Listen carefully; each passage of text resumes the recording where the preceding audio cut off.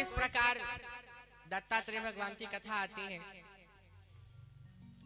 अब इस कथा को विराम देकर हम आज के उत्सव की ओर चलते हैं। आज विशेष आकर्षण क्या है बताइए? आज के आकर्षण के तौर पे मैंने क्या बताया था आप लोगों को? शिव पार्वती विवाह। अलग अलग कथाएं हैं वैसे तो, मैं दो तरीके से आपको सुनाता हूं। एक बार देखिए, पहला विवाह उनका किसके साथ हुआ था? माता सती के साथ। पहला विवाह उनका माता सती के साथ हुआ था। तो यहाँ पर एक बार देखिए, ऐसे तो सती माता ने देह का त्याग क्यों किया था? इधर सब ध्यान देंगे कृपया करके। माता सती ने अपने देह का त्याग क्यों किया था? अपने श्वशुर जी की वजह से। तो यहाँ पर क्या हुआ ना, एक बार माता सती को राम जी के ऊपर शक हो गया। ये रामायण की कथा है। जब राम जी अपनी लीला कर रहे थे तो जब सीता माता का हरण हो गया ना, तो राम जी एकदम बिलख उठे।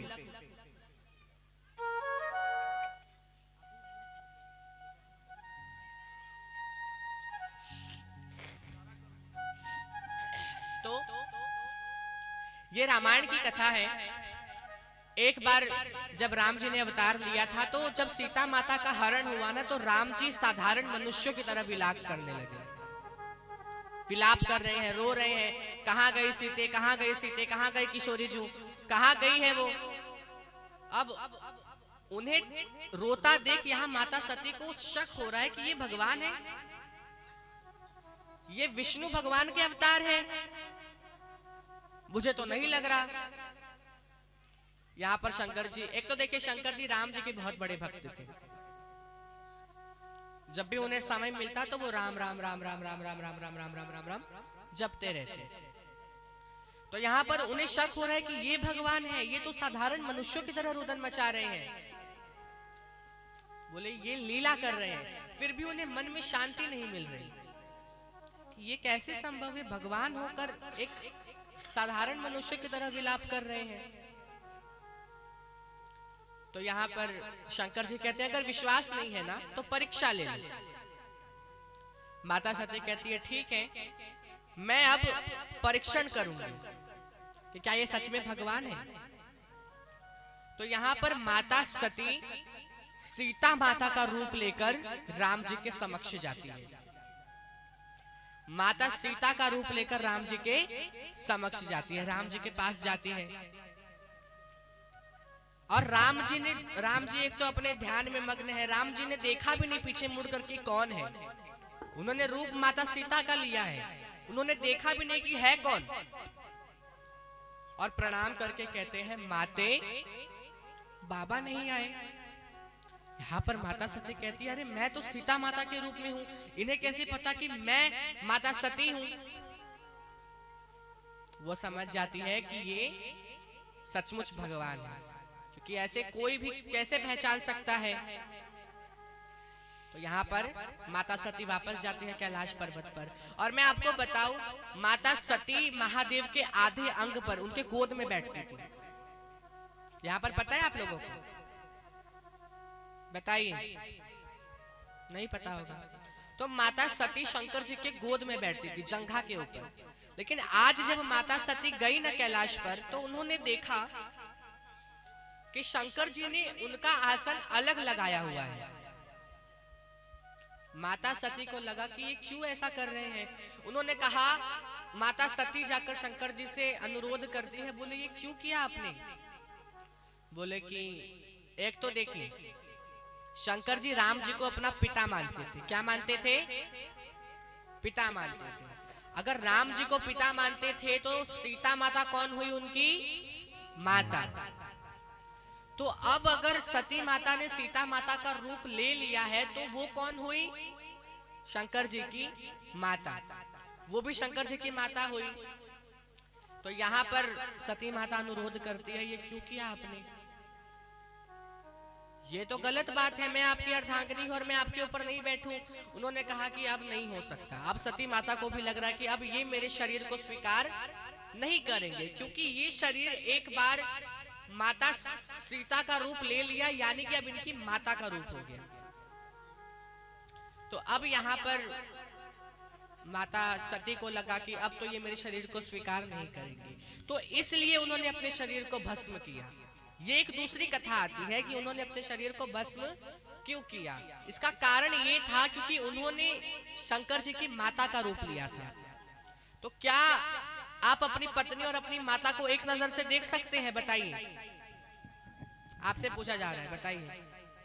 नहीं देख सकते। माता अलग है और पत्नी अलग है। ये बात हमें धर्म ही तो सिखाता है कि माता अलग और पत्नी अलग। तो यहाँ पर जब उनकी पत्नी ने उनकी माता का रूप ले लिया, तो क्या वो उन्हें स्वीकार करेंगी? नहीं करेंगी। तो इसलिए उन्होंने अपने शरीर को भस्म किया। दूसरा कारण ये कि एक बार राजा दक्ष ने एक सभा का आयोजन किया, उसमें सभी लोग पधारे थे। तो राजा दक्ष को थोड़ा विलंब हो रहा है आने में। राजा दक्ष थोड़ा विलंब कर रहे हैं आने में। तो यहाँ पर शंकर जी खाली बैठे थे। अब शंकर जी की एक आदत थी कि वो जब भी अपने आप को फ्री देखते, वो जब भी अपने आप को अकेला देखते, तो वो राम नाम के भजन में डूब जाते। तो वो अपने भजन में लीन हो गए हैं। राम राम राम राम राम राम राम राम राम का नाम ले रहे, राम का नाम ले रहे हैं। अब दक्ष आते हैं, शंकर जी ध्यान में बैठे हैं। सब दक्ष के स्वागत के लिए खड़े हो जाते हैं, सिवाय शंकर जी के। शंकर जी उनका स्वागत में खड़े नहीं होते। दक्ष प्रजापति कहते, किसने बुला लिया इसको? इस शमशान में रहने वाले मूर्ख को किसने बुला लिया? आपको एक बात बताऊं, जब हम किसी की निंदा करते हैं ना, एक तो हमारे ऋषिगण थे इतने महान कि वो निंदा को भी स्तुति समझते थे। अगर किसी भगवान की हम निंदा करते हैं तो निंदा के साथ साथ भी उनकी स्तुति हो जाती थी। दक्ष प्रजापति ने कहा कि ये शमशान में रहने वाला है। गलत तो नहीं कहा, सच में शमशान में रहने वाले हैं। कहा कि ये भूत प्रेत के साथ रहते हैं, भूतों के देवता है ये। बोले सच में भूतों के देवता है? और अगर भूतों के देवता है तो वो तो हमारे लिए ही अच्छा है ना। अब कैसे अच्छा है मैं बताऊं। देखिए, कृष्ण भगवान भी द्वारकाधीश है, तो शाम के बाद उनका भी पट बंद हो जाता है। अब राम जी अगर ज्यादा मर्यादा पुरुषोत्तम है, तो उनका भी पट ज्यादा से ज्यादा 10 बजे तक या फिर 12 बजे तक बंद हो जाता है। आपने देखे होंगे बड़े बड़े मंदिर रात को बंद हो जाते हैं। तो अब भूत प्रेत ना कृष्ण भगवान के पास जा सकते हैं और ना ही राम जी के पास जा सकते हैं। और यदि शंकर जी भूतों के देवता नहीं होते तो वो भूत प्रेत किनके पास आते? हमारे और आपके पास, हमें परेशान करते। तो अगर वो भूतों के देवता है तो हमारा तो अच्छा ही कर रहे हैं ना। भूतों के देवता भी तो भूत, देखिए अगर भूत उनके साथ है तो हमें क्यों परेशान करेंगे? तो हमारा अच्छा कर रहे हैं, इसलिए उन्हें भूतनाथ कहा जाता है कि वो भूतों के नाथ हैं। तो यहाँ पर दक्ष प्रजापति उनकी खूब निंदा करते हैं, शंकर जी को बुरा लगता है। शंकर जी वापस अपने कैलाश की ओर चले जाते हैं। अब एक बार दक्ष बहुत बड़े यज्ञ का आयोजन करते हैं। अब यहाँ पर यज्ञ हो रहा है ना, तो सभी देवी देवता अपने विमान पर सवार होकर कैलाश की ओर से निकल रहे हैं पृथ्वी। सब यहाँ पर ध्यान देंगे, प्रेम से बोलिए राधे राधे राधे राधे। तो एक बार दक्ष ने बहुत बड़े यज्ञ का आयोजन किया। यज्ञ में बहुत लोगों को बुलाया, देवताओं को बुलाया, ऋषिगणों को बुलाया, दैत्यों को बुलाया, यानी सभी को बुलाया सिवाय माता सती के। और माता सती को क्यों नहीं बुलाया? क्योंकि शंकर जी ने उनका स्वागत नहीं किया। अब सब उनके कैलाश की ओर से निकल रहे हैं यज्ञ की ओर। तो यहाँ पर माता सती देखती है, माता सती प्रभु शंकर के पास जाती है, कहती है ये लोग क्यों जा रहे हैं? नारद जी से पूछती है माता। नारद जी कहती है कि आपको नहीं पता, आपके पिताजी ने कितना बड़ा यज्ञ रखा है, इतने बड़े यज्ञ में आपको नहीं बुलाया। राम राम राम राम राम राम नारायण नारायण। अब वो कह रहे हैं, अब यहाँ पर माता सती को पता चलता है तो वो शंकर भगवान के पास जाती है। शंकर भगवान के पास जाकर कहती है कि प्रभु मुझे भी जाना है, मुझे भी यज्ञ में जाने की अनुमति दीजिए। सब यहाँ पर ध्यान देंगे, आगे वाले प्रेम से बोलिए राधे राधे। राधे राधे। तो यहाँ पर माता सती शंकर जी के पास जाती है, शंकर जी से कहती है कि मुझे भी जाना है यज्ञ में, मेरे पिता ने इतना बड़ा यज्ञ रखा है। तो शंकर जी कहते हैं कि जाना तो चाहिए, मैं आपको एक बात बताऊं कि हमें 4 जगह से कभी भी भूल कर भी निमंत्रण का कुछ उम्मीद नहीं रखनी चाहिए। हमें 4 जगह भूल कर भी कभी निमंत्रण नहीं मांगना चाहिए, और उन 4 जगहों पर हमें बिना निमंत्रण के जाना चाहिए। कहां पर? एक, जब गुरु के यहाँ पर कोई उत्सव हो रहा हो। दूसरा, माता पिता के घर अगर कोई उत्सव हो तो हमें निमंत्रण की कोई जरूरत नहीं होनी चाहिए। तीसरा, हमारे मित्र के घर अगर कोई उत्सव हो तो वहां पर भी हमें कोई निमंत्रण नहीं मांगना चाहिए। और चौथा, जहां पर धर्म का कार्य हो रहा हो, जैसे ये श्रीमद् भागवत कथा, मैंने बहुतों को देखा है कि कुछ माताएं जाकर कहती हैं चलिए कथा सुनने चलते हैं। कहते हैं अरे हम क्यों जाएं, हमें निमंत्रण आया है कि हम मुंह फुलाकर बैठ जाते कि हमें निमंत्रण ही नहीं आया। लेकिन हमें 4 जगहों से कभी निमंत्रण नहीं मांगना चाहिए। पहला, जहां पर श्रीमद् भागवत कथा हो, दूसरा गुरु के यहाँ, तीसरा मित्र के यहाँ, और चौथा अपने माता पिता के यहाँ। तो इन 4 जगहों से कभी हमें निमंत्रण नहीं मांगना चाहिए। लेकिन फिर भी शंकर जी कहते हैं कि अगर जानबूझकर ना निमंत्रण दिया गया हो तो नहीं जाना चाहिए। माता सती रुदन मचाने लगे कि मुझे जाना है, मेरे पिताजी ने इतना बड़ा यज्ञ किया है, मैं तो उनकी पुत्री हूं। अगर माता सती नहीं मानी, इसलिए शंकर भगवान ने गणों के समूह को उनके साथ में भेजा कि आप इनके साथ जाइए। अब गणों के समूह जाते हैं, उनके साथ में यज्ञ हो रहा है। यज्ञ में सभी को निमंत्रण दिया गया है सिवाय भगवान शंकर के। माता सती क्रोधाग्नि में प्रज्वलित हो गई, बोली जिस यज्ञ में शंभु, जिस यज्ञ में हरि और जिस यज्ञ में ब्रह्मा की निंदा हो रही हो, उस यज्ञ से हमेशा हमें दूर रहना चाहिए। अगर हमारे बल में शक्ति है, अगर हमारे शरीर में शक्ति है, तो हरि की निंदा करने वाले की जिह्वा काट देनी चाहिए। तुम रुद्र रहित यज्ञ करते हो, तुम सबको दंड मिलेगा। वो अपने अंगूठे से, दाहिने अंगुष्ठ से योगाग्नि प्रज्वलित करती है और अपने आप को भस्म कर देती है। यहाँ पर उनके भस्म होने के बाद हाहाकार मच गया। भगवान शंकर ने भेजा अपने गणों को कि जाओ और उनके यज्ञ को तबाह कर दो। जब यज्ञ तबाह होने लगा, किसी की दाढ़ी नोची, किसी के आंख फोड़े, यज्ञाचार्य की बालों को खींचा कि तुम रुद्र रहित यज्ञ करते हो, शर्म नहीं आती तुम्हें। विध्वंस करने लगे, यज्ञ विध्वंस होने लगा। तब जाकर यज्ञ नारायण है। यज्ञ नारायण है ना, इसलिए भगवान विष्णु आते हैं, फिर यज्ञ को सफल बनाते हैं। फिर भगवान शंकर की स्तुति करते हैं। भगवान शंकर क्रोधाग्नि में प्रज्वलित होने के बाद जब उनकी क्रोध शांत होती है, तो क्रोध शांत होने के बाद उनके पिता दक्ष के सर के, जो उनका सर कटा हुआ था ना, उनके सर के बदले एक बकरे का सर लगाया जाता है। बकरे का सर लगाने के बाद जब वो गाल बजाए तो बाबा खुश होने लगे। तो भगवान शंकर के गणों को लगा कि गाल बजाने से बाबा खुश होते हैं, इसलिए आज तक लोग मंदिर में गाल बजा बजा कर बाबा को खुश करते हैं, भ्रूम भ्रूम करके। बम बम बम बम बोलो जय शिव जय शिव, बम बम बम बम बोलो जय शिव जय शिव, बम बम बम बम बोलो जय शिव जय शिव, बम बम बम बम बोलो जय शिव जय शिव, बम बम बम बम बोलो जय शिव जय शिव, बम बम बम बम बोलो जय शिव जय शिव। हे हकड़म बकड़म जय शिव जय शिव, हकड़म बकड़म जय शिव जय शिव, हे बकड़म बकड़म जय शिव जय शिव, बकड़म हे बम बम बम बोलो जय शिव जय शिव, हे बम बम बम बोलो जय शिव जय शिव, हे बम बम बम बोलो जय शिव जय शिव, बम बम बम बोलो जय शिव।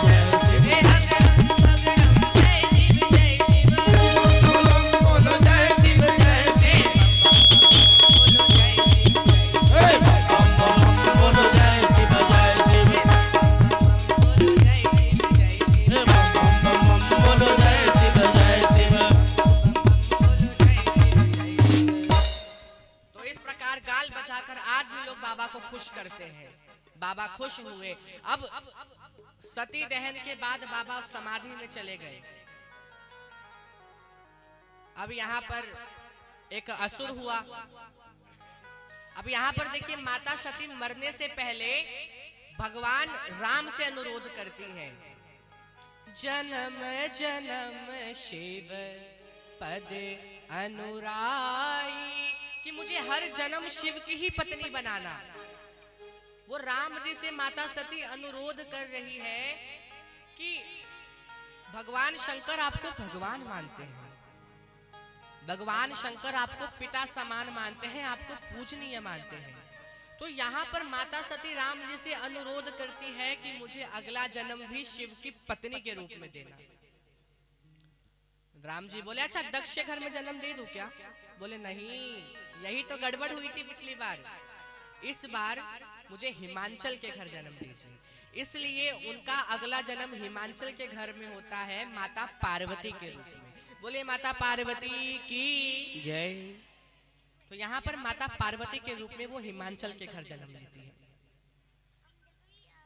अब यहाँ पर उनके पिताजी हिमांचल जी नारद जी को बुलाते हैं। सब इधर ध्यान देंगे। बोले नमः पार्वती पते हर हर महादेव। तो यहाँ पर नारद जी को बुलाया जाता है। हिमांचल जी जो है, जो माता पार्वती के पिताजी हैं, वो नारद जी को बुलाते हैं। कहते हैं मेरी पुत्री के जरा हाथ देखो तो, हाथ की रेखा देखो तो, कुछ दोष तो नहीं है, कुछ इसमें कुछ दोष तो नहीं है, मुझे जल्दी से बताओ। अब इनके अंदर मन में उत्तेजना हो रही है कि क्या है ऐसा। नारद जी हाथ की रेखा देखते हैं, बोलते हैं कि अब तो कुछ नहीं हो सकता, इनके अंदर बहुत गुण है, इतने गुण है कि इनका नाम लेकर आने वाले समय में जो स्त्रियां होंगी, इनका नाम लेकर पतिव्रत धर्म का पालन करेंगी। बोले वो तो पता है, मैंने दोष के लिए कहा है। कहा इनमें तो कोई दोष नहीं है, इनके स्वामी में कोई दोष लग रहा है मुझे। बोले इनके स्वामी में दोष है। कहे तो बताए। बोले बताइए तो। बोलते हैं अगुण अमान सब संशय छीना, अगुण अमान मातु पितुहीना, उदासीन सब संशय छीना। अगुण होगा, अमान होगा।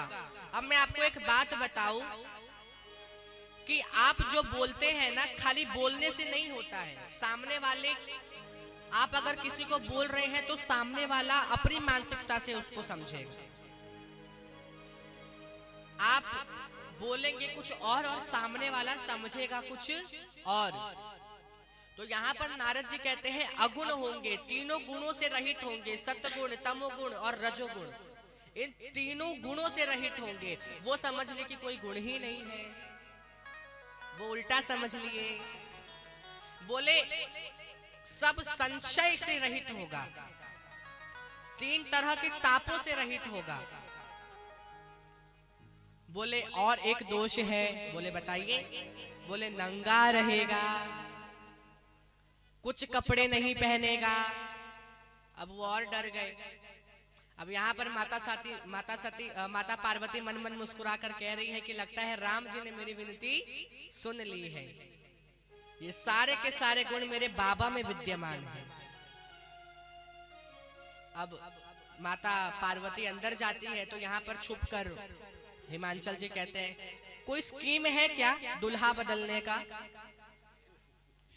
बोले क्या बात करते हैं महाराज, मेरे पिता ब्रह्मा की लेखनी को आप बदलने की बात कर रहे हैं।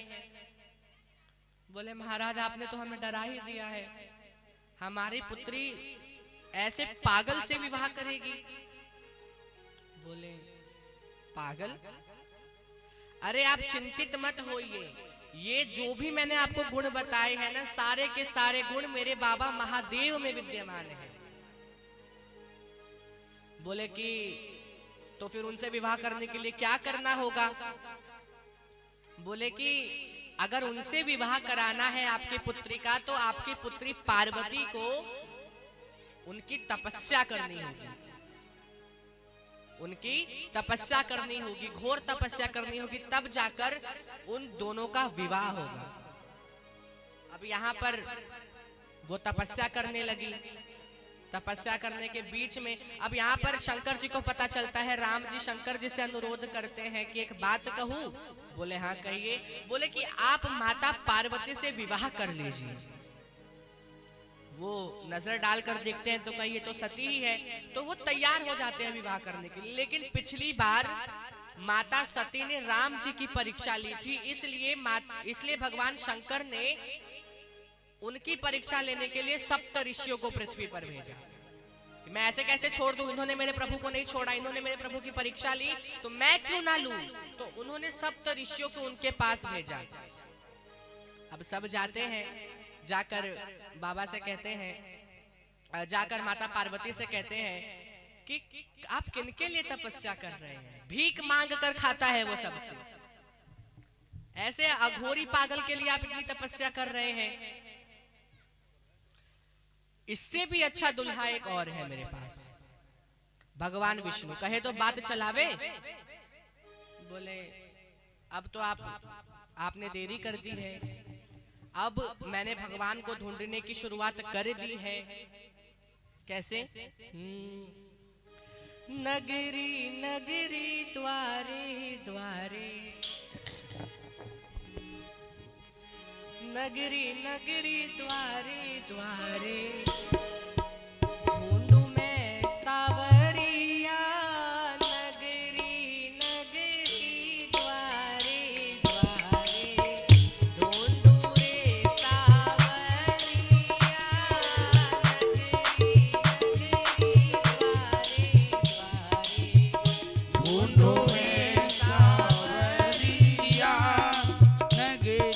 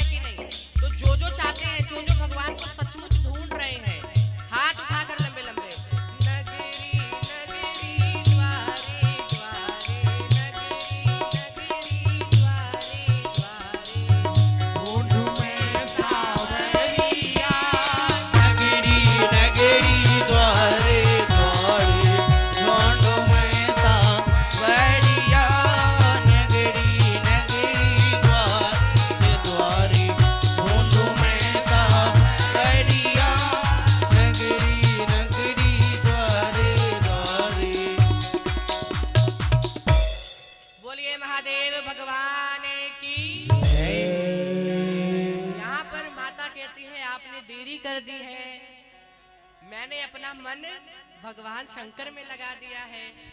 सप्त ऋषि वापस जाते हैं, महादेव और प्रसन्न हो जाते हैं कि अब दुल्हन तैयार है, लेकिन दुल्हन को थोड़ा और तरसाया चाहे। तो यहाँ पर भगवान शंकर फिर समाधि में चले गए। पिछली बार जब समाधि में गए थे तो 88,000 वर्ष बाद लौटे थे, और इस बार जब समाधि में गए तो कब लौटेंगे कुछ पता नहीं। 10,000 वर्ष बाद लौटेंगे कि 200 करोड़ वर्ष बाद वापस लौटेंगे, कुछ अब पता नहीं है। अब यहाँ पर एक असुर हुए तारकासुर। उस तारकासुर ने ब्रह्मा जी की तपस्या करी। ब्रह्मा जी की तपस्या करी, ब्रह्मा जी से कहा कि मुझे अमर कर दो। ब्रह्मा जी का अमर तो मैं भी नहीं हूं, मेरे भी कर्म वांछित है कि मैं भी कुछ ना कुछ करते रहता हूं, अमर तो मैं भी नहीं हूं, तुम्हें कैसे अमर कर दूं। कहते अगर आप अमर नहीं कर सकते तो वो दिमाग लगा रहे हैं, अंदर ही अंदर दिमाग लगा रहा है। अब मैं आपको एक बात बताऊं, जो दैत्य होते हैं, जो राक्षस होते हैं ना, कृपा से इधर ध्यान दीजिए, बातें बाद में होती रहेगी। प्रेम से बोलिए राधे राधे। राधे राधे। तो जो दैत्य और राक्षस गण होते हैं ना, वो वरदान लेने के बाद भगवान के ऊपर ही अप्लाई कर देते हैं। एक असुर हुआ भस्मासुर। भस्मासुर ने शंकर जी से वरदान मांगा कि मैं जिसके सर के ऊपर हाथ रखूं वो वहीं भस्म हो जाए। अब भगवान शंकर ने कहा ठीक है तथास्तु, तो तुम जिसके ऊपर सर रखोगे वो भस्म हो जाएगा। बोले मुझे विश्वास नहीं होता, आपके ऊपर सर डाल के अप्लाई करूं क्या? वो कहा कि आपके ऊपर हाथ डाल के चेक करूं क्या कि भस्म हो रहे हो कि नहीं। भगवान भागे वहां से, शंकर भगवान पीछे, शंकर भगवान आगे आगे और वो दैत्य पीछे पीछे के हाथ रखना है। फिर भगवान विष्णु वापस अवतार लेकर आते हैं, मोहिनी अवतार। मोहिनी अवतार डांस कर रहे हैं, नाच रहे हैं। कहा कि ऐसे नहीं ऐसे नाचो, फिर वो हाथ सर के ऊपर खुद ही डाल दिए, तब जाकर वो भस्म हुआ। तो राक्षस जो वरदान लेते हैं ना, वो उन्हीं के ऊपर अप्लाई भी करते हैं।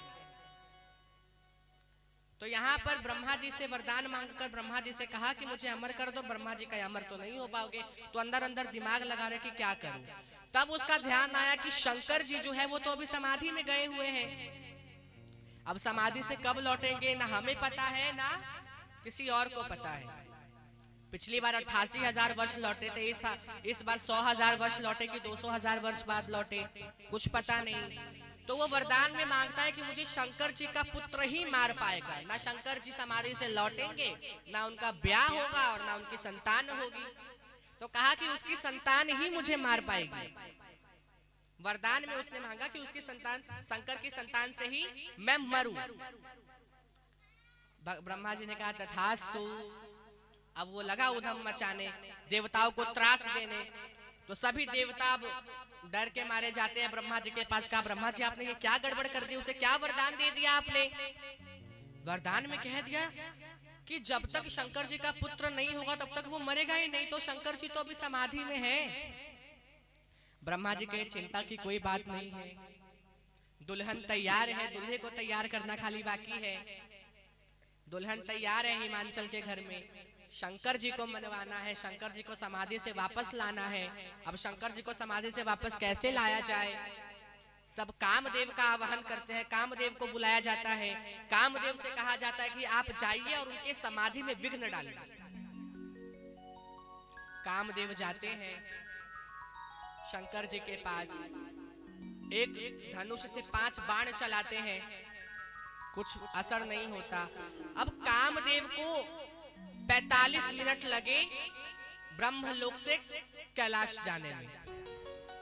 कामदेव को 45 मिनट लगे ब्रह्मलोक से कैलाश जाने में, और उस 45 मिनट में पूरी की पूरी पृथ्वी काम में व्याप्त हो गई। सब वासना सहित हो गए। अब कामदेव जाते हैं कैलाश में। कामदेव कोशिश करते हैं कि इन्हें कैसे भी करके समाधि से निकालूं। कब निकलेंगे कब निकलेंगे, नहीं निकलते। तो मृत्यु को निश्चित रखकर एक वृक्ष के पीछे छुपकर धनुष से 5 बाण चलाते हैं। बाण जाता है शंकर जी के हृदय में लगता है। शंकर जी तो नहीं, उनका तीसरा नेत्र खुल जाता है। चारों तरफ देखते हैं कौन है, किसने मेरी समाधि में बाधा डाली, और तीसरे नेत्र के अग्नि से काम को वहीं पर भस्म कर देते हैं।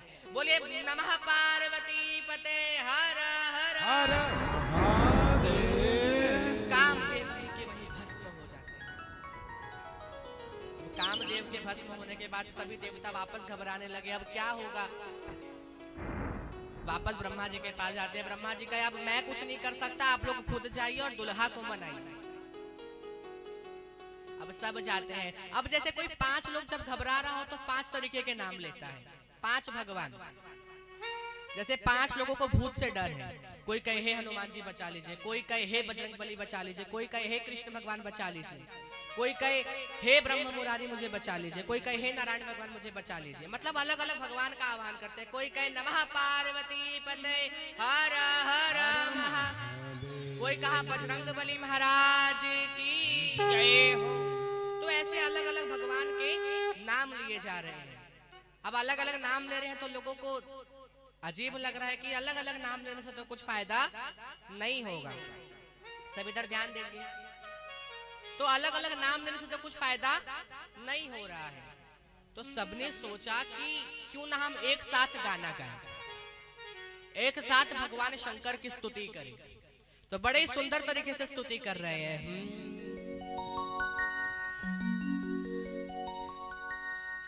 शंकर तेरी जटा में, बाबा तेरी जटा में बहती है गंगा धारा। बाबा तेरी जटा में बहती है गंगा धारा। शंकर तेरी जटा में बहती है गंगाधारा। बाबा तेरी जटा में शंकर तेरी जटा में बहती है गंगा धारा। शंकर तेरी जटा में बहती है गंगाधारा। और काली घटा के अंदर, जय हो।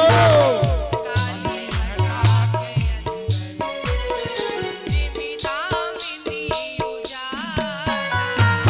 काली घटा के अंदर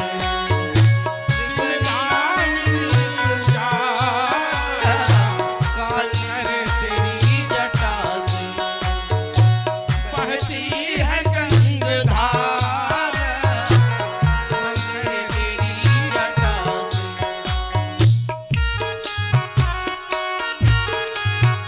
तालियां जोरदार।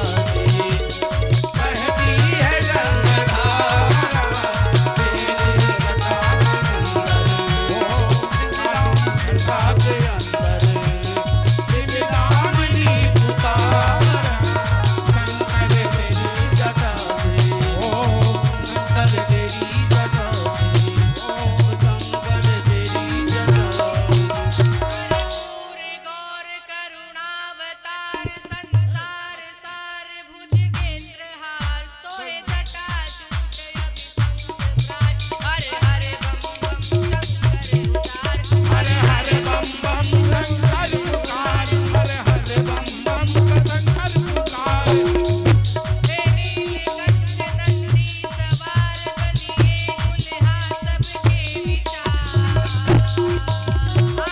आराधन शिकार आए हैं द्वार हर हर बम बम शंकर उतार हर हर बम बम शंकर उतार हर हर बम बम शंकर उतार हर हर बम बम शंकर उतार। तो इस प्रकार सभी देवता महादेव के पास जाते हैं, महादेव की स्तुति करते हैं, महादेव से निवेदन करते हैं। महादेव अनजान बन के कहते हैं क्या हुआ। अब एक बात बताओ आप लोगों को, घर का जो मुखिया होता है ना, उसको सब कुछ पता होता है, लेकिन सब कुछ पता होने के बाद भी जो अनजान बने वही घर का मुखिया होता है। बोलिए राधे राधे। राधे राधे तो शंकर जी अनजान बन के कहते हैं क्या हुआ आप लोग यहाँ पर। बोले आपके ब्याह का लड्डू खाने का मन कर रहा है, कब खिला रहे हो। बोले शादी हमारी, लड्डू खाना आपको है, हमें नहीं करनी शादी वादी। अब सारी बातें बताते हैं कि एक असुर है, बाबा बड़े प्रसन्न हुए उनकी स्तुति सुनकर। स्तुति सुनने के बाद बाबा प्रसन्न होते हैं। बाबा कहते हैं ठीक है, मैं विवाह की राजीमंदी देता हूं। अब विवाह के लिए सभी देवता तैयार हो जाते हैं, सब खुश हो जाते हैं। अब हिमांचल के घर पर ब्रह्मा जी के जो मानस पुत्र है सनत, सनंदन, सनत कुमार और सप्त ऋषियों को हिमांचल के घर पर भेजा जाता है और विवाह का मुहूर्त निकाला जाता है। विवाह का मुहूर्त निकलता है, कहता है कि कल शाम को 5 बजे सब यहाँ पर उपस्थित हो जाएंगे। कल शाम को 5 बजे से ही बारात निकलनी चालू हो जाएगी। और मेन बात, वाहन की कोई व्यवस्था यहाँ से नहीं है, गाड़ी की कोई व्यवस्था नहीं है। दूल्हा के पास खुद गाड़ी नहीं है, आपको कहाँ से गाड़ी देंगे। तो गाड़ी की कोई व्यवस्था हमारी तरफ से नहीं है, सब अपना अपना जुगाड़ करके खुद ही आइए। सब देवी देवता जाते हैं। अब 5 बजने से ठीक 2 घंटे पहले 3 बजे सभी देवी देवता तैयार हो रहे हैं।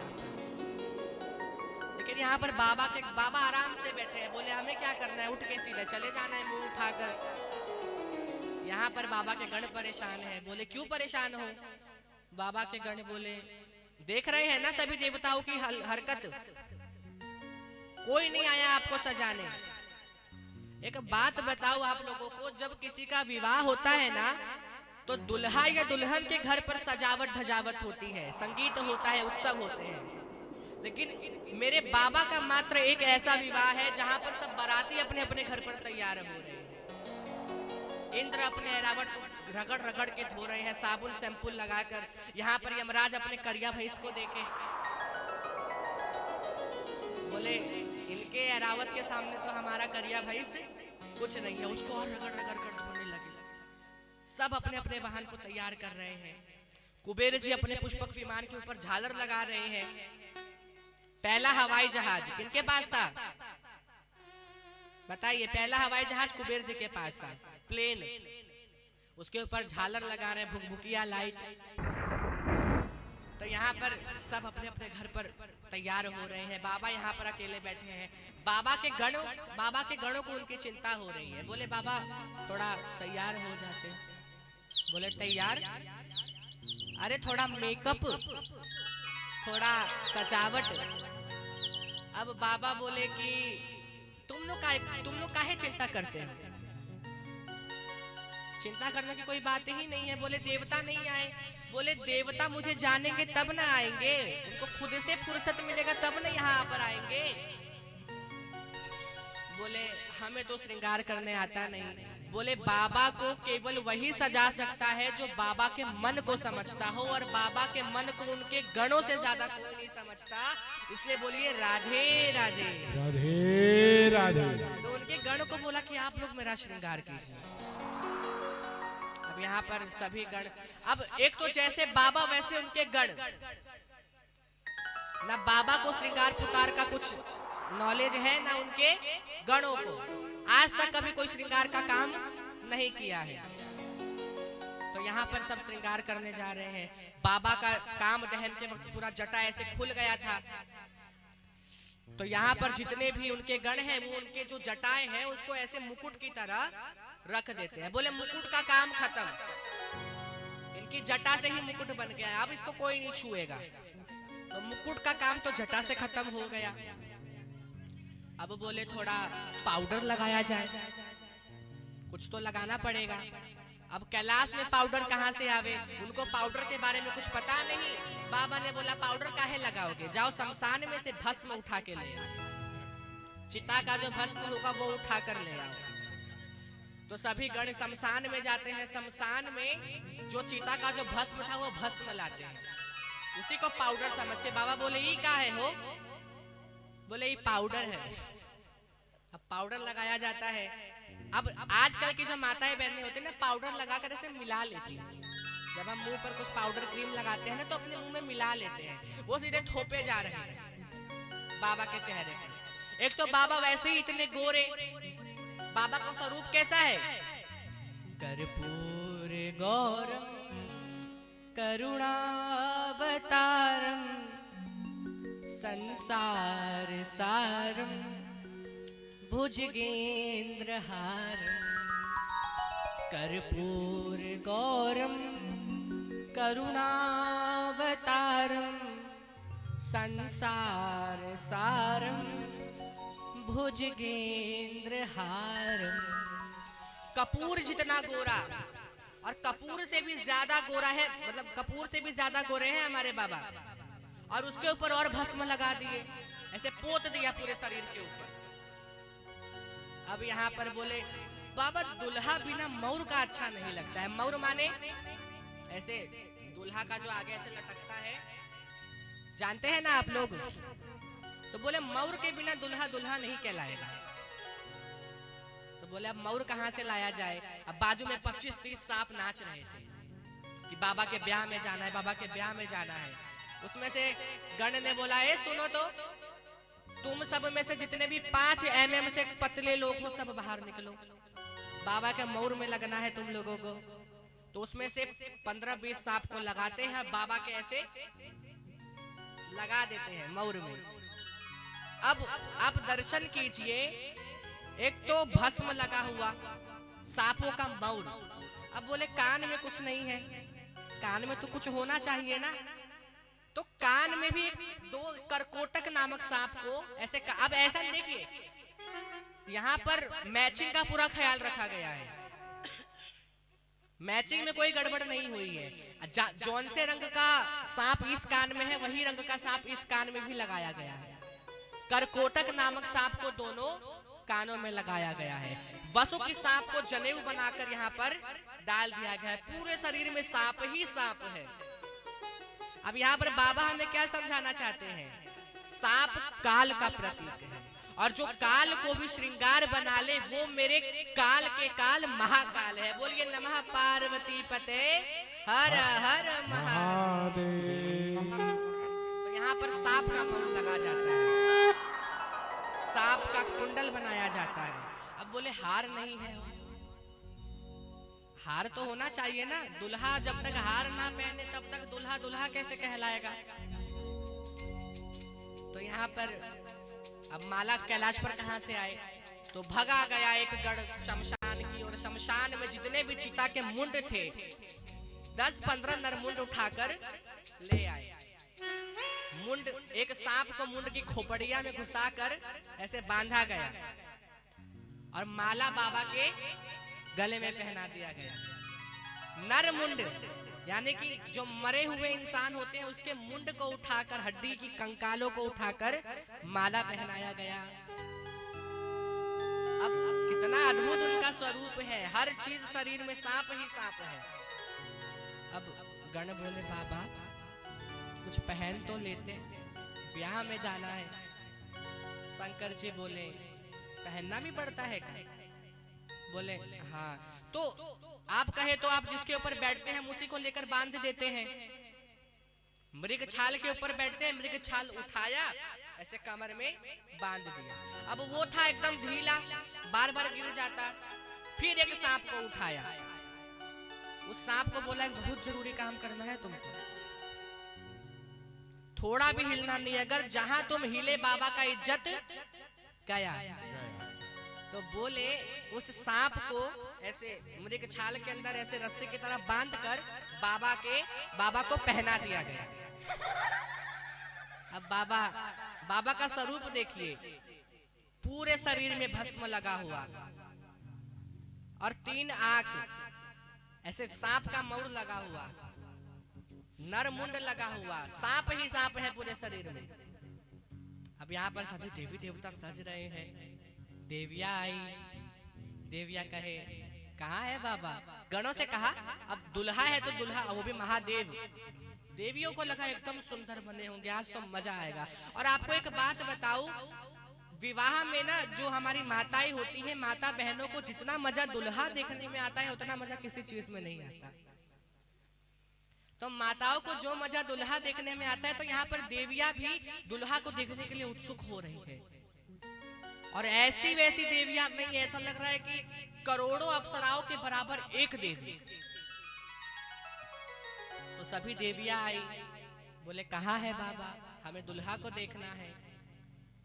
बाबा उधर दूर बैठे हुए हैं। अब देवियां जाती है, देवियां देखती है, बोले बाप रे बाप, उनका रूप देखकर जो वो डरी।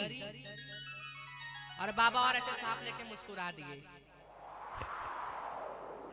एक तो वैसे ही उनका रूप भयंकर, ऐसे गोरा सा मुंह, ऐसे भस्म लगा हुआ, और सांप का मौर हटाते ही दांत फाड़ दिए।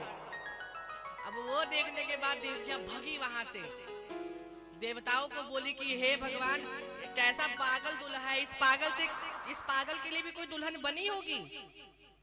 देवता चिंतित हुए, ब्रह्मा जी विष्णु जी से कहे अब क्या किया जाए। अब बोले क्या किया नहीं, यहाँ से भागिए, ये लोग आते रहेंगे, नहीं तो जो रसगुल्ला मलाई मिलने वाला है वो भी इनको देखकर नहीं मिलेगा। अब सब अपने अपने वाहन पर लेकर भगे वहां से भाग कर चले गए आगे आगे। अब बाबा नंदी के ऊपर बैठे हैं। नंदी कहे बाबा सब भाग गए, आप कहे आप एक बार आदेश देंगे तो मैं यहाँ से इनसे भी आगे भाग जाऊंगा। बोले रुको, कहीं नहीं जाना है, जो मजा अपने ग्रुप के साथ है वो मजा इनके साथ नहीं आएगा। उनका ग्रुप क्या है? भूतनी। अच्छा, अब यहाँ पर सब गण कहने लगे अरे हमारे ग्रुप को तो निमंत्रण ही नहीं गए। हम कहे कि हमारे ग्रुप को निमंत्रण जाता भी नहीं है। अच्छा, आप लोग के घर में जब विवाह होता है, निमंत्रण पत्र पर क्या आप लिखते हैं कि एक जगह पे स्थान देते हैं, नारायण भगवान हमारे विवाह में आना, ब्रह्मा जी आप हमारे विवाह में आना? क्या कोई ये लिखता है कि प्रिय भूतनी जी हमारे विवाह में आना? नहीं।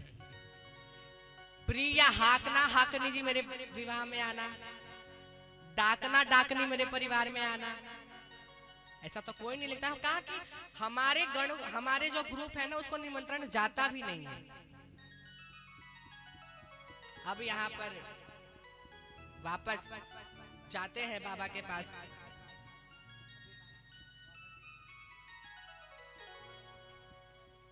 तो यहाँ पर सभी भागने लगे। अब यहाँ पर सब दर्शन करना कि एक आदेश देते ही बाबा के सारे भूतगण वहां पर पधार गए। एक आदेश पर सारे के सारे, और यहाँ वहां की पूरी दुनिया के भूतनी लोग आए हैं। भारत के भूतनी लोग आए, विदेश से अमेरिका से भूतनी आए। बोले hey where are you from? I am from California. यहाँ पर जापान के भूत लोग आए, छोटे छोटे आंख वाले। किसी का हाथ बाहर, किसी का हाथ ही हाथ, किसी का पैर नहीं है, किसी का पैर ही पैर, किसी का मुंह नहीं है, किसी का पेट में से मुंह निकला हुआ है। बड़े बड़े भूत भूतनी लोग आए हैं, पूरे विश्व के भूत भूतनी लोग, और सब देखिए इतने अनुशासन में है कि पूछिए मत। और सब कैसे नृत्य कर रहे हैं। हमारा एक भूत का ताल है, इसे कहते हैं भूत ताल। अरे भूतवा नाचे दे दे सगरो ताल, बाबा की बरियात चले। अरे भूतवा नाचे दे दे सगरो ताल, बाबा की बरियात चले। भूतवा नाचे तालियां जोरदार। बाबा की बरियात चले। भूतवा नाचे दे दे सगरो ताल, बाबा की बरियात चले। बाबा के बरियात चले, बाबा के बरियात चले, बाबा के बरियात चले, बाबा के बरियात चले। अरे भूतवा नाचे दे दे सगरो ताल, बाबा की बरियात चले। अरे भूतवा नाचे दे दे साल बाबा बाबा की बरियात चले। ए, बोलिए नमः पार्वती पते हर हर। महादेव। अब यहाँ पर सभी भूत गण पधार गए। किसी का मुंडी नहीं, किसी का मुंडिये मुंडी है, किसी का हाथ नहीं, किसी का पेट में से हाथ निकला है, किसी का पैर नहीं, किसी का पैर ही पैर है। सबके रूप अलग अलग है। और अनुशासन देखिए, आते ही बाबा को पहले प्रणाम करते हैं। भूत भूतनी होने के बावजूद पहले बाबा को प्रणाम करते हैं। पूरे विश्व के भूत आए हैं, कोई एकदम गोरा गोरा, यहाँ पर वेस्ट इंडीज लोग हैं एकदम काले काले, कलुआ लोग, करिया लोग। अब सभी चलते हैं बारात लेकर, सब जा रहे हैं जा रहे हैं। अब पहले, अब मैं एक बात बताऊं, इधर सब ध्यान देंगे, प्रेम से बोलिए राधे राधे। राधे राधे। नमः पार्वती पते हर हर महादेव। महादेव।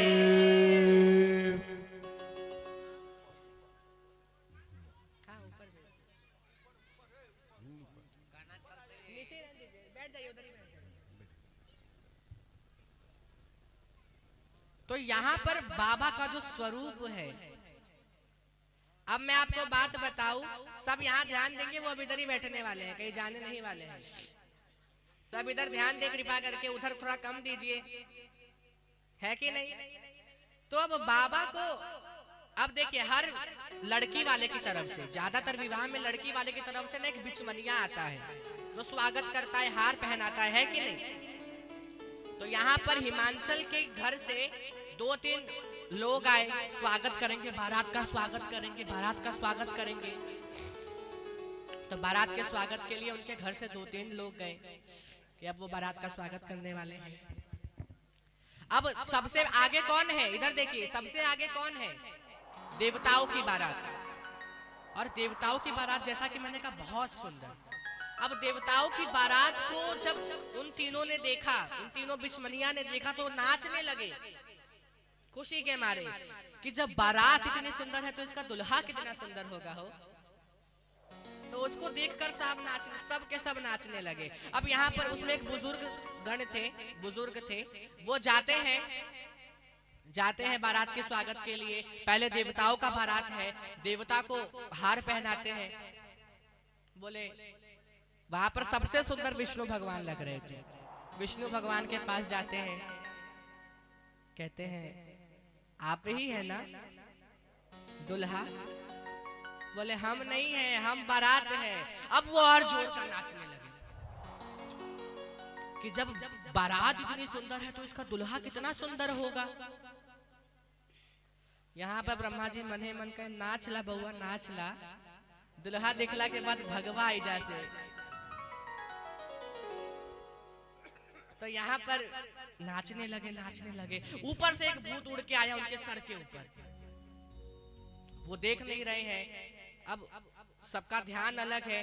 अब पीछे से आवाज आ रहा है बम बम, पीछे से बोलो बम बम बम, बोलो बम बम बम, बोलो बम बम बम, बोलो बम बम बम, बोलो बम बम बम, बोलो बम बम बम, बोलो बम बम बम, बोलो बम बम, बोलो बम बम बम बोलो बम बम बम बोलो बम बम बम बोलो बम बम ओ अरे हकड़म बकड़म बम बम बम, ए हकड़म बकरम बम बम बम, अरे धिकड़म धुकड़म बम बम बम, अरे चिकड़म चिकड़म बम बम बम अरे एकम दुक्कम बम बम बम, एकदम बम बम बम बम, ए बम बम बम, बोलो बम बम बम, हे बम बम बम, बोलो बम बम बम, ए बम बम बम, बोलो बम बम बम, हे बम बम बम, बोलो बम बम बम, बम बम बम, बोलो बम बम बम, ए बम बम बम बोलो तो अब हकड़म बुकड़म तिकड़म टुकड़म सब बोलकर बम लगा दो बस। उनके जो भूत के जो लोग थे सब हिकड़म दुकड़म मतलब कुछ भी बोलकर बम लगा दे रहे थे कि सब बम में है, हर चीज में बम बम। अब यहाँ पर ब्रह्मा जी घबरा रहे हैं कि पीछे से जल्दी से उसके आने से पहले अपना गिलास निकाल, बोले पहले इसमें डालो आम का जूस, बोल रहे इसमें रसगुल्ला डालो। अब आम का जूस डाल रहे हैं कि ऊपर से एक भूत उड़ के आ गया। अब ऊपर देख रहे हैं पूरा नीचे गिर रहा है, बोले इधर देखो, नहीं बोले ऊपर देखो, आ गया। बोले आ गया का हो, पूरा जूस वही गिर गया और ऊपर से एक भूत उड़ के देखते भागा वहां से सब। अभी दुल्हा को देखा नहीं गया यहाँ पर, वो भूत को ही देखकर भाग गए। तो सोचिए उन्होंने कहा कि ये बारात है। अब अंदर जाते हैं। अब मेनिका मैया कहते हैं ना कि जब किसी लड़की के घर से उनकी माता आती है स्वागत के लिए, अब मैना मैया जाती है स्वागत के लिए थाली लेकर। दुल्हा को अब पहले तो भूत को देखती है, उनके हाथ से थाल गिर गए, बोले थाल गिर गया अब चलो। बोले थाल गिर गया, इतनी बेइज्जती मैंने आज तक कभी नहीं देखी। सारे भूतगण चिल्लाने लगे, हिकड़म दुकड़म सब चिल्लाने लगे। बोले इतनी बेइज्जती, थाली गिरा के भाग गई, फिर वापस आती है उनकी तरफ से। अब देखिए मैं आपको एक बात बताऊं, हर विवाह के घर में जिस घर में शादी होती है ना, उस घर में एक मैया ऐसी होती है जो सबको डांटते रहती है, सबको समझाते रहती है, ये करो वो करो, तो मतलब ज्यादा कुछ होशियार बनती है। होती है कि नहीं? हर घर में कोई विवाह का घर होता है, वहां पे होती है ऐसा करा ना हो, तू गलत कर रहल बाने, हाँ गलत करे छी, हाँ ऐसे करो, हाँ वैसे करो, तो हो मतलब ऐसे होते हैं सभी घरों में। एक जन ऐसा होता है जो कि समझाते रहता है सबको। अब वहां पर एक ऐसी थी जो बहुत होशियार बनती थी, हमसे कोई कुछ नहीं करेगा। मेनिका मैया अंदर आती है, वो कहती है काहे भाग आए? बोले हम भागे, आप चलिए। अब उनको साथ में लेकर बाहर द्वार छेकाई पर जाते हैं। अब वो ज्यादा ही कुछ होशियार बनती थी, भूत को देखे तो देखते ही रह गए। अब यहाँ पर बाबा सामने खड़े हैं। अब जब तक वो आरती कर रही है तो थरथरा के आरती कर रही है, ऐसे हाथ कपकपा कर, कि ऐसा बारात आज तक कभी नहीं देखा। दूल्हे को देखकर और रोने लगी मेनिका मैया, वो बाजू वाली कर रही है। तब तक बाबा ने ऐसे सांप को ऐसे घुमाया और हंस दिए। नीचे से एक सांप था और वो सांप उस जो अम्मा थी जो सबको समझाती थी, उस अम्मा के पास जाकर ऐसे जीभ लपलपाने लगे करके। अब जीभ लपलपाई, वो और डर गई, बोली ये क्या है, कैसी बारात है? मेनिका मैया अंदर जाती है। मेनिका मैया अंदर जाने के बाद बहुत जोर का रो रही है कि किसने ऐसा दूल्हा ढूंढा है। तभी नारद जी की याद आ जाती है। नारद जी को याद करते श्राप देने लगे, घर बर्बाद हो जाए उनका, कभी सुखी नहीं रहेंगे, वो मेरी पुत्री का जिंदगी बर्बाद करने जा रहे हैं। उनका घर होगा तब ना बर्बाद होगा।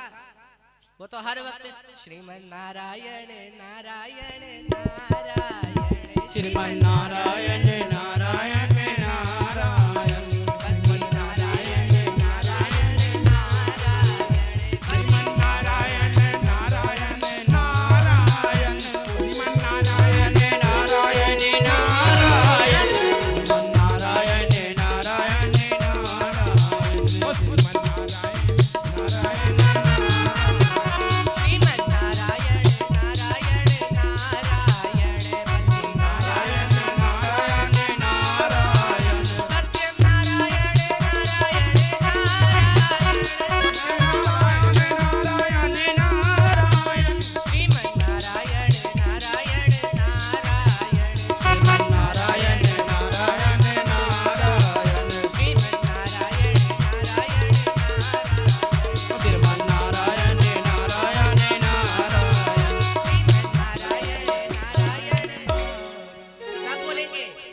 श्रीमन नारायण नारायण।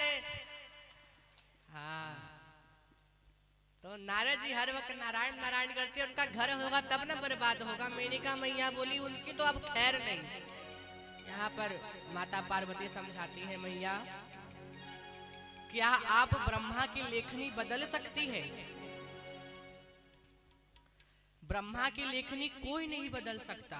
अगर ब्रह्मा जी ने मेरी किस्मत में लिख दिया है कि ये होना है, तो मैं जहां रहूंगी वहां खुश रहूंगी। अब मैं आप लोगों को एक बात बताऊं, आजकल लोग कहते हैं कि पुत्री का विवाह हो गया तो गंगा नहा लिए।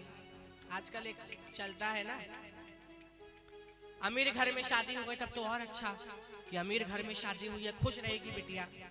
तो अमीर घर में शादी करने से बिटिया खुश नहीं होने वाली है, उनको काबिल बनाइए।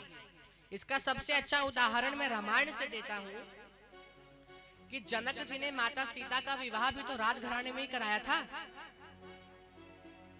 बड़ा सा राजघराना था, राजा राम थे, लेकिन उनका आधा से ज्यादा जीवन तो वनवास में ही गया। लेकिन उन्होंने अपनी पुत्री को काबिल इतना बनाया था कि वो वन में भी खुश रही। आजकल महलों में भी बिटिया रो रही है और झोपड़ी में भी बिटिया खुश है। बोलिए राधे राधे राधे राधे। तो ये चीजें जो आजकल हम लोगों के अंदर बैठ गई है ना, तो ये गलत है। तो यहाँ पर पार्वती माता समझाती है, फिर सभी शंकर भगवान से निवेदन करते हैं।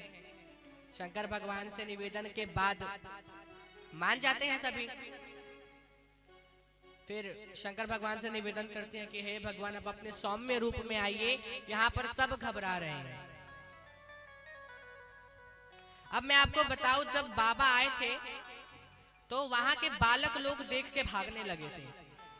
जितने भी बच्चे थे सारे के सारे बच्चे घर में गए और द्वार बंद कर दिए।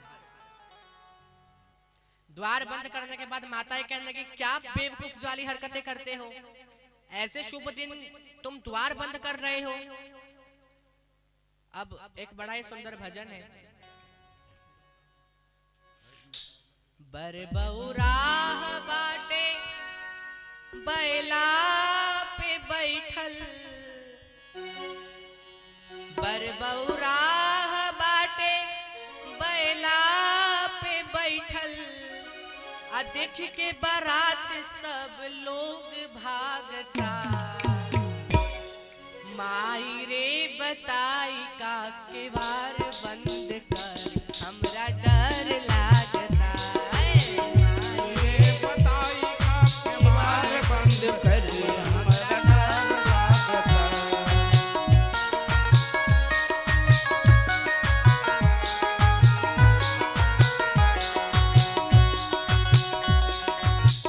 बरबौरा देखी, तालियां जोरदार।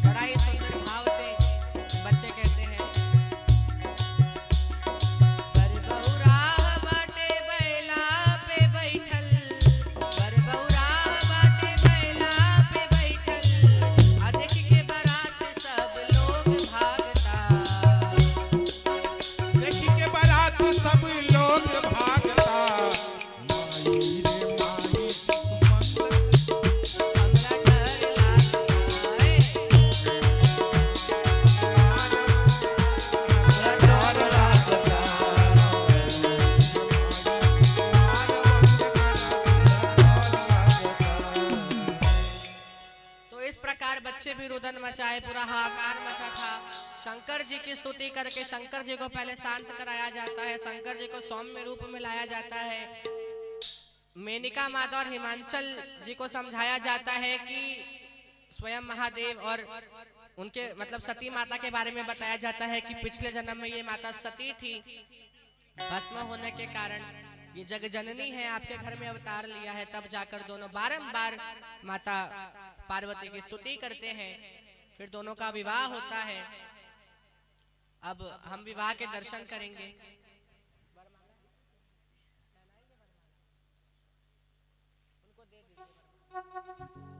अब दोनों का वरमाला होगा, हम विवाह के दर्शन करेंगे, फिर कथा को यही हम विराम देंगे।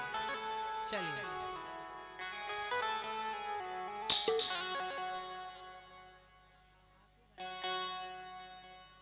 अब थोड़ा विवाह भजन होगा, फिर कथा को हम यही विराम देंगे। अच्छा ये मुझे ये बताइए, आज की कथा में आनंद आया सभी को?